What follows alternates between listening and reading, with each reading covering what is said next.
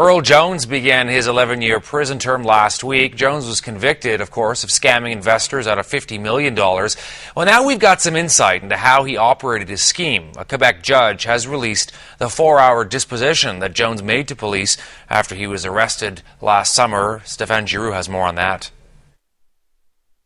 Earl Jones gave himself up to police on July 27th. He immediately met with an economic crimes investigator at the Sûreté du Québec. The deposition lasts over 4 hours. In it, Jones says pretty much everything the investigator wants to hear, and then some. There's a few anecdotes, a few laughs, but mostly a chronology of everything he's done over the past 30 years.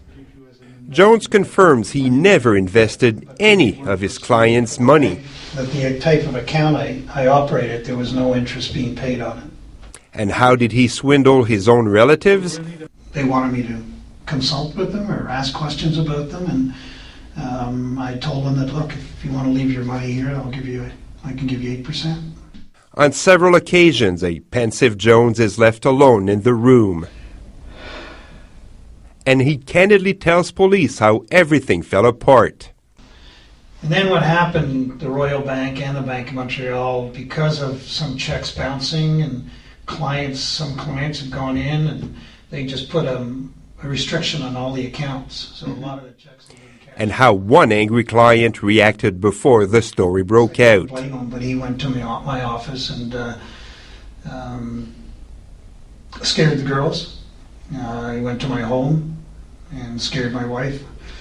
He then ended up in my office. And Jones also denounced the way the media treated him. I didn't skip town. Okay, I didn't take a briefcase of money or anything. He ends his declaration with an apology of sorts. It's all my fault, so, We showed the video to Earl Jones' victim, Jeannie Nails, and she wasn't impressed. It's appalling, really, because when you look at it, especially when he sat and said that the estate planning business has been good to him for the last couple of years, it made me realize that we were just preyed upon by him.